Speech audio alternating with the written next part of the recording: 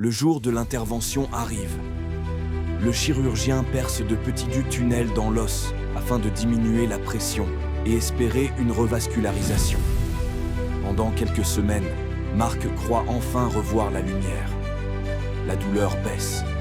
Il peut remarcher un peu, bricoler, retrouver un semblant de normalité.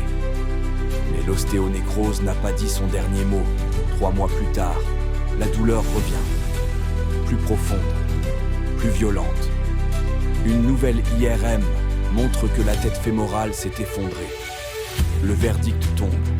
La prothèse totale de hanche est désormais inévitable. Marc est anéanti. À 42 ans, il n'imaginait pas vivre cela. Mais il accepte.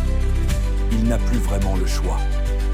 Le jour de l'opération, Marc entre au bloc comme on entre dans une nouvelle vie. La chirurgie dure 2 longues heures, mais tout se passe bien. Lorsqu'il se réveille, il sait qu'une partie de lui n'est plus là.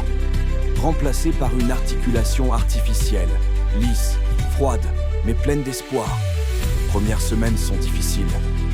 La douleur post-opératoire, la peur de tomber, les muscles faibles. Mais chaque jour, Marc progresse. 10 mètres, puis 20. Une marche, puis 2. Son kiné l'encourage. Vous allez récupérer mieux que vous ne le pensez. Et il avait raison. Peu à peu, Marc retrouve sa liberté. 3 mois après l'opération, Marc marche sans douleur.